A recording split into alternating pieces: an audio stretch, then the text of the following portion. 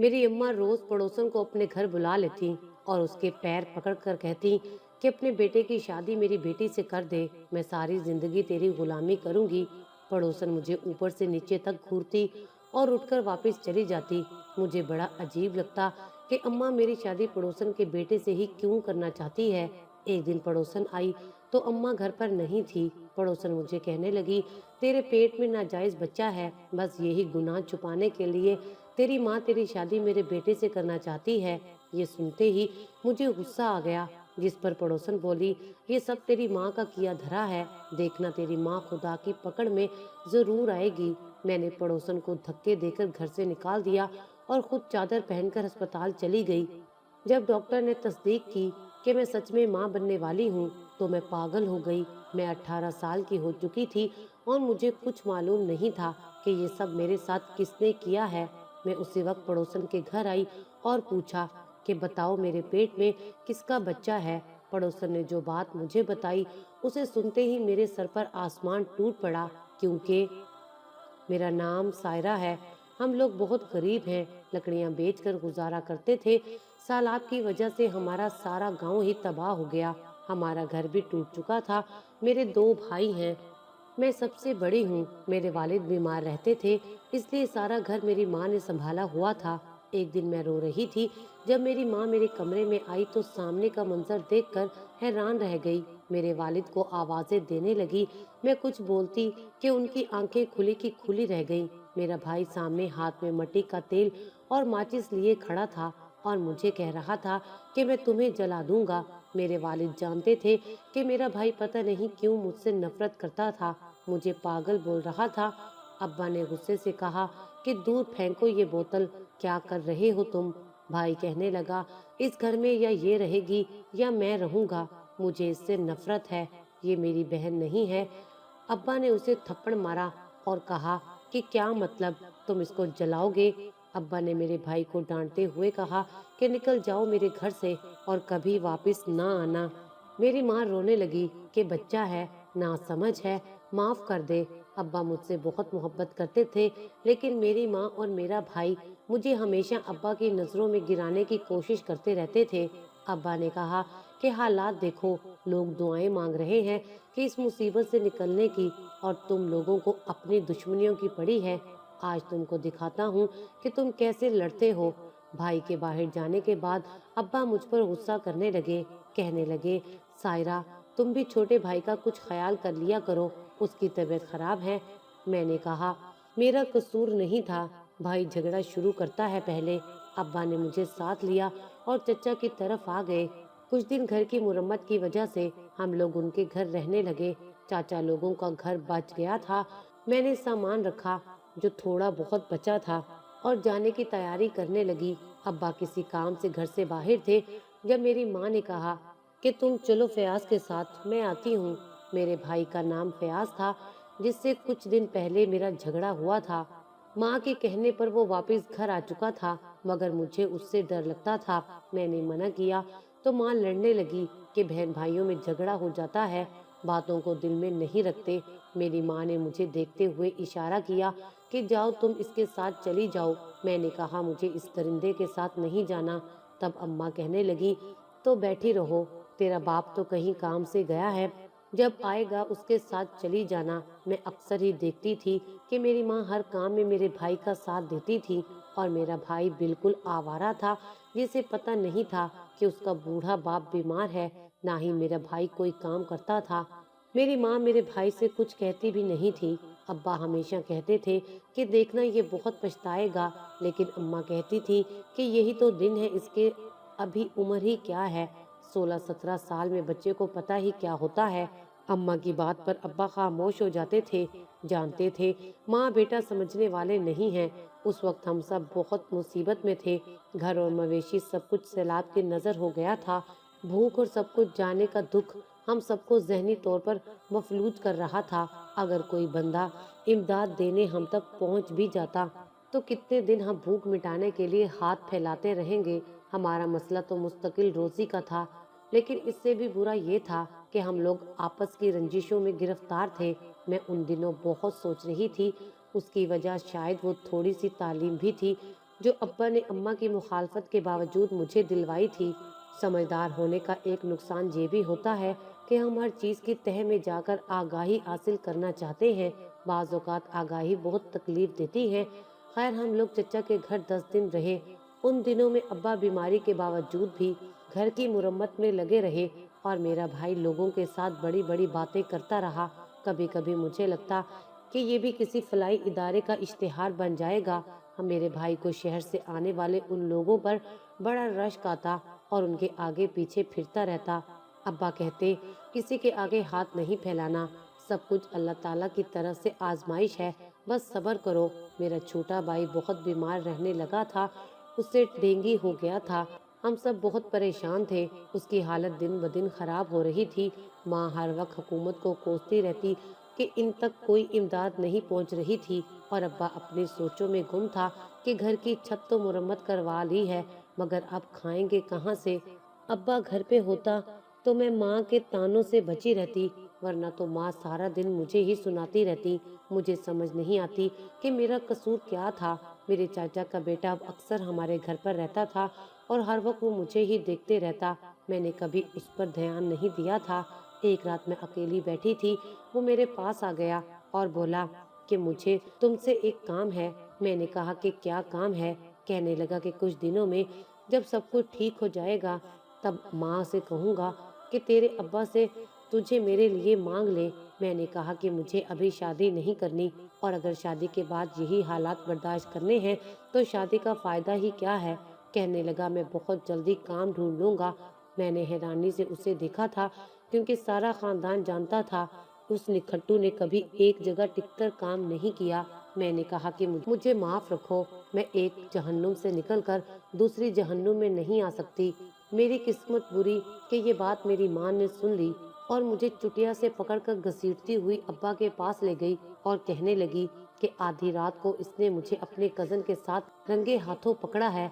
ये दोनों भागने के मंसूबे बना रहे थे और कह रही थी कि मुझे इस जहन्नुम से निकालो। अब्बा ने हैरानगी से मुझे देखा। मैंने कहा, अब्बा ऐसी कोई बात नहीं है, माँ झूठ बोल रही है। उसी वक्त मेरा कजन वहाँ आ गया और बोला कि ताई अम्मा को गलत फहमी हुई है, हम कोई और बात कर रहे थे। मेरी माँ ने रोना पीटना शुरू कर दिया और कहा कि ये दोनों मुझे मेरे मुंह पर झूठा कह रहे हैं। मैंने सब कुछ अपने कानों से सुना है। अब्बा ने कहा कि रात बहुत हो गई है, सुबह देखते हैं इस मामले को। उस रोज मुझे सारी रात नींद नहीं आई।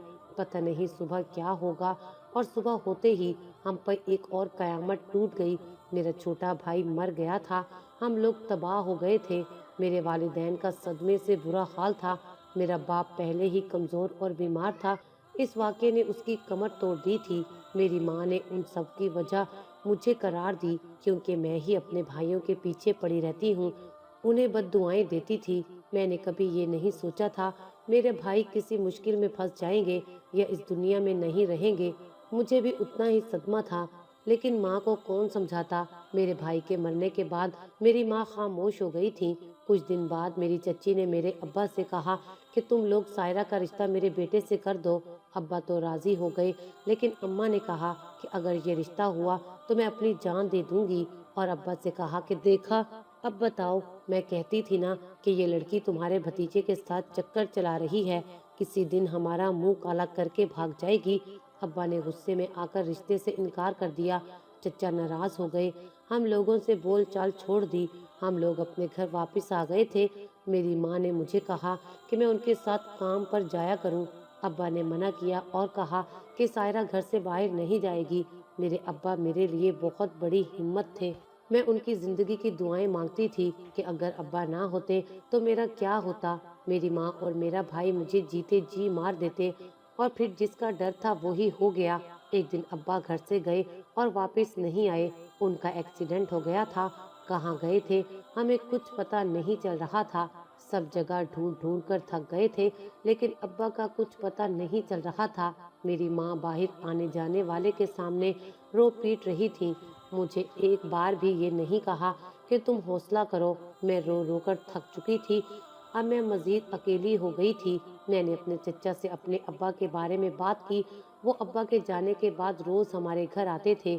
मैंने चचा से कहा कि वो अपने बेटे से कहें कि वो अखबार में इश्तिहार दे, कहीं से तो पता करे। चचा ने बताया कि वो सब कुछ कर रहा है, मैं हौसला रखूं, बहुत जल्द अब्बा को वो लोग ढूंढ लेंगे। एक दिन मेरे कज़न ने मुझे पैगाम भेजा, मैं किसी तरह उसके घर आऊं, उसे मुझसे एक ज़रूरी बात करनी है। मैंने सोचा कि शायद अब्बा की कोई खबर होगी।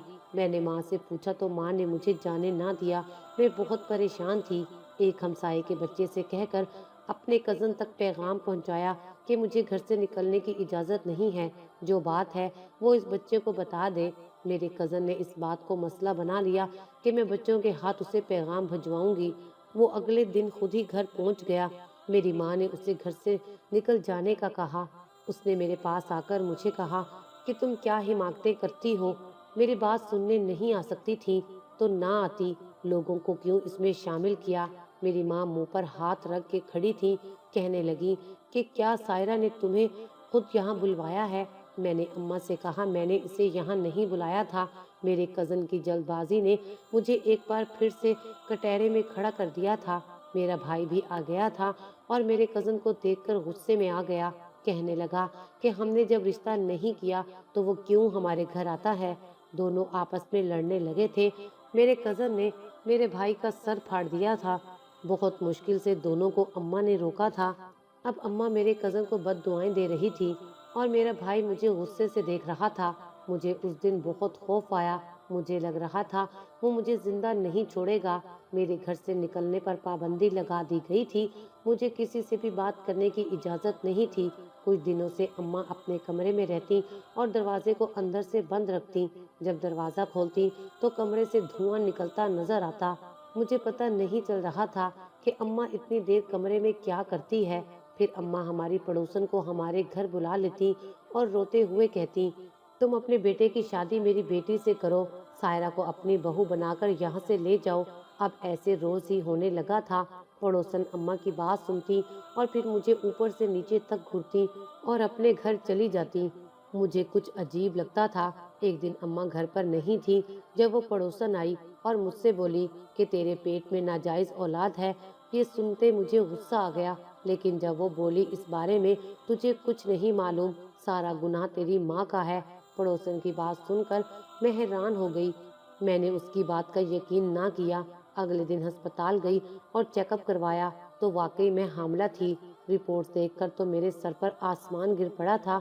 मैंने तो किसी मर्द को अपने करीब नहीं आने दिया था, फिर मैं हामला कैसे हो सकती थी।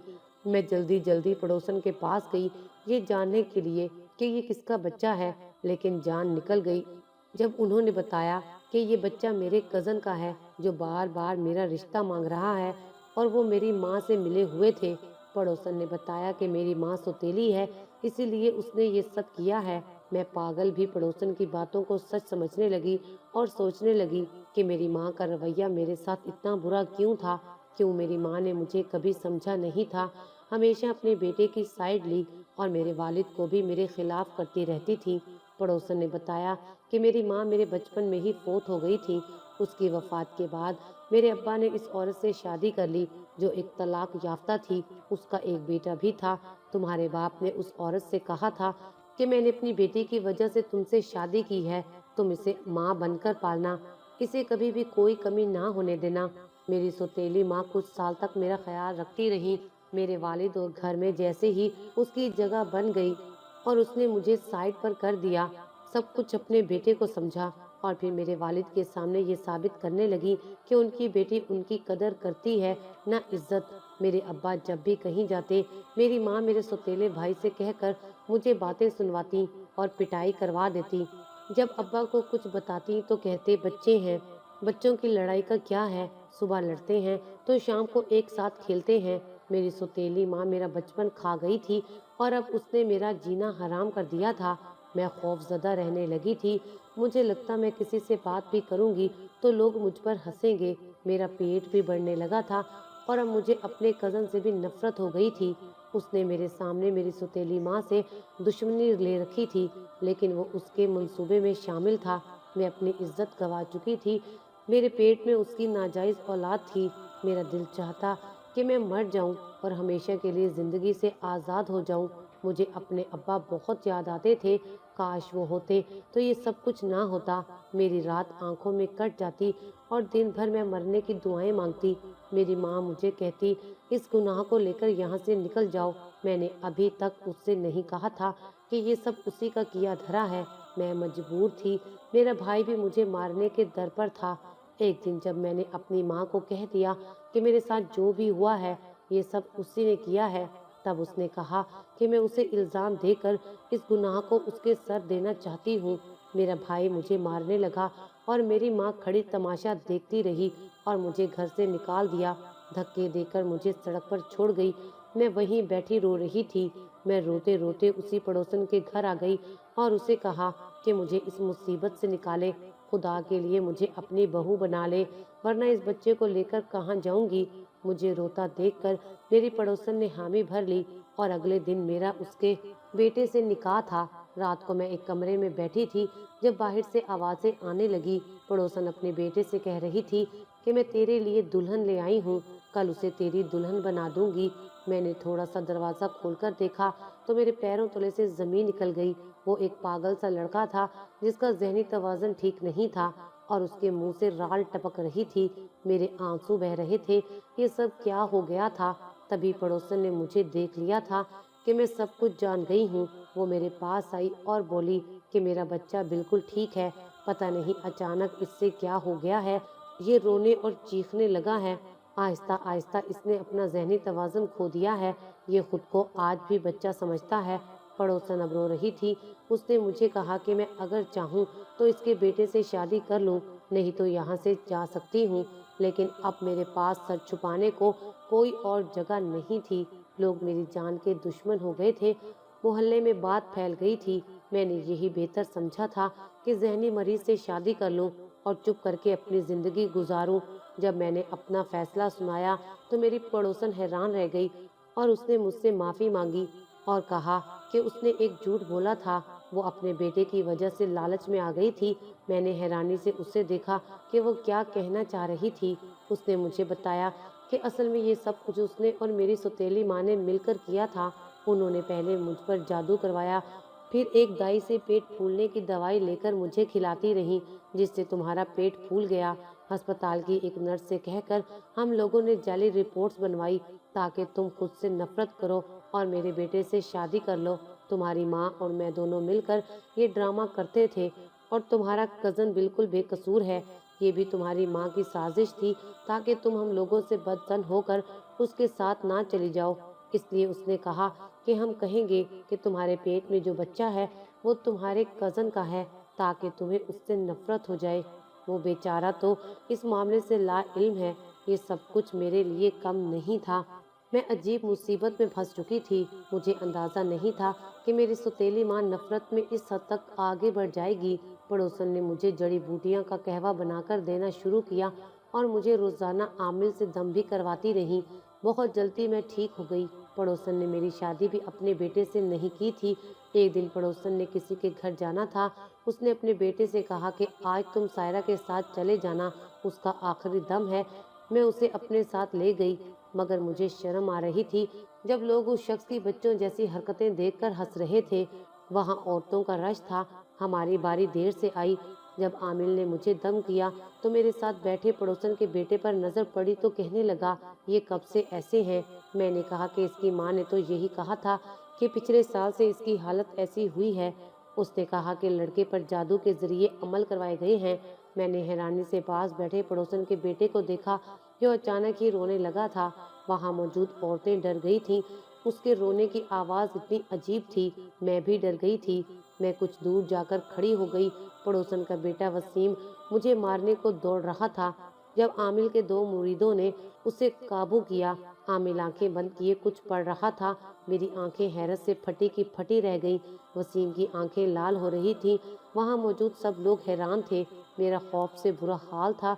मैं घर की तरफ भाग गई और वसीम की माँ को लेकर जल्दी से आमिल के पास लौटी तो वसीम बेहोश पड़ा था। वसीम की माँ उसकी ये हालत देखकर हैरान थी और उसे उठने का कह रही थी। वो रो रही थी और बार बार कह रही थी, मेरे गुनाहों की सजा मेरे बच्चे को मिल रही है। मैं लोगों का बुरा करती थी और आज वही सब मेरे बेटे के साथ हो गया है। आमिर ने कहा कि सब्र करो, कुछ देर में ये ठीक हो जाएगा। इस पर बहुत ही गंदा जादू किया गया है। जादू करने वाला जो चाहता था इससे करवाता था। मेरी पड़ोसन उस आमिर से पूछती रही कि मेरे बेटे पर किसने जुल्म किया। आमिर ने कहा कि उसका इल्म ये इजाजत नहीं देता कि वो हर बात बता दे। इस तरह लोग एक दूसरे से लड़ने लगेंगे। तुम्हें इलाज से मतलब है, अपने बेटे की सेहत से मतलब होना चाहिए। ये तो शुक्र है कि ये मेरे पास आ गया, मैं इसे देखते ही पहचान गया था। हम लोगों ने आमिर का शुक्रिया अदा किया। वो बहुत पहुंची हुई हस्ती था और अल्लाह ताला के कलाम पाक से सबका इलाज करता था। उसने बदले में हमसे कुछ भी नहीं मांगा और कहा कि हम लोग वसीम को होश में आते ही घर ले जाएं और एक काला बकरा उसका सदका कर दें। कुछ देर बाद वसीम को होश आ गया। हम लोग उसे घर ले आए। मैं हैरान थी कि जादू इंसान को क्या क्या बना देता है। अच्छा भला इंसान किन हालात में पहुंच जाता है। पड़ोसन ने मुझे कहा कि उससे पहले ही बहुत गुनाह हुए हैं और वो मजीद किसी की बद्दुआ नहीं ले सकती।